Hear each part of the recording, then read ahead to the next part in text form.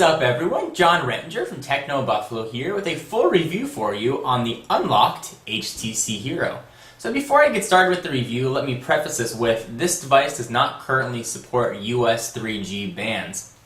So it won't support 3G for AT&T or T-Mobile since it's a GSM unlocked device. However, it will support 3G in parts of Europe and other places in the world. It's just something to keep in mind as you watch this review. So, when I start my cell phone reviews, I always talk about call quality since that's most important in a phone.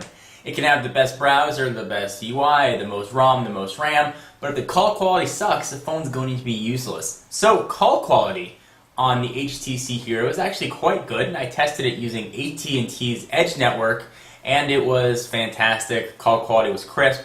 The radio seemed to be very strong. I turned 3G off on my personal iPhone, so I was running just on Edge, and this one actually had better Edge reception, so I think the radio that was put in here is quite strong. I can't speak for the 3G radio, but Edge-wise, it was quite good.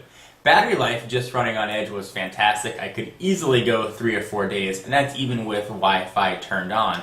However, I would expect that number to drop significantly if testing could be done over 3G. I think if you want to get a full day of use out of this, you won't have any trouble, but definitely you're going to want to charge it every night. From a design perspective, it's kind of a love or hate type thing with the Android chin, as it's kind of been known. Sort of the Jay Leno of smartphones I talked about during my unboxing. I actually like the chin. I'm a big fan of smartphones and flip phones as well, and one of the first phones that I ever had that I loved was the old Razor, and I liked it because I could push the microphone right up to my face, and it wasn't like a slab phone where it was one piece and wouldn't bend. So I do like that when I'm talking to this, the microphone is sort of extended closer to my mouth. I think that helps improve call quality. And speaking of call quality, like I mentioned, it sounds quite good. So from a design standpoint, it really is either love it or hate it. I personally really do like it. Build quality seems solid, it feels nice in the hand, it's not terribly slippery. The 5 megapixel autofocus camera is stupendous, although I do wish that it had a self-portrait mirror or some sort of flash, something that I could definitely overlook because 5 megapixel, pretty high quality, not too bad. So let's move on to the screen, and this is a capacitive touchscreen, similar to what you'd find on the BlackBerry Storm, the iPhone, the MyTouch 3G, and the original T-Mobile G1. Meaning there's no squishy feel to it. It's quite nice. The screen is very responsive. I'd say it's much more responsive than the BlackBerry Storms, and on par as far as responsiveness with the iPhone and the G1. Meaning it's very good. There isn't much of a lag, which is quite nice, at least when using the screen. However, there is a bit of lag when you're trying to open multiple programs or you're trying to flow from screen to screen. Now, I know there have been talks of that being fixed with upcoming software and firmware updates, but this is the shipping ROM. So this is if you were to buy this right now today, this would be what you would have on your device. So it's only fair that I review what it shipped with. So programs can launch a little bit slowly. It feels like it's struggling to keep up with some of the applications. And I think that's due to the pretty resource-heavy Sense UI that HTC put on this device. You may have seen a previous video that I did going over the Sense UI. I'll put a link to it in the sidebar so you can check it out. But essentially what it is a skin sitting on top of Android. It sort of takes some of the Android features and makes them look a little bit better, makes them a little user-friendly, and really adds a little bit of HTC flair. You may have seen something similar done with TouchFlow 3D found on Windows mobile devices.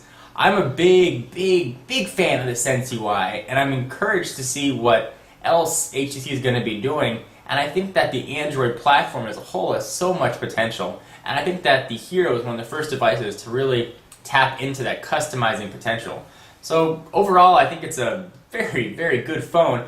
However, it does fall victim, I think, to its own success, and the reason the Sense UI is so good is because it's a little bit processor heavy and resource intensive, and because of that resource insensitivity, you're going to get a little bit of slowness with the device. Nothing bad, nothing that's going to prohibit you from using it on a regular basis, but it's not going to be as snappy as you might be used to on other Android devices. However, let's say version 2.0 comes out with a faster processor, a little more RAM, a little more ROM. I think you're going to have a killer phone here. I really liked using it. I was impressed with the Android marketplace. Gmail integration is fantastic. I love notifications. When you slide your finger down, that little bar that pops up is, really nice. The multitasking is quite good. I like that Sense UI gives you a ton of screens you can flick through.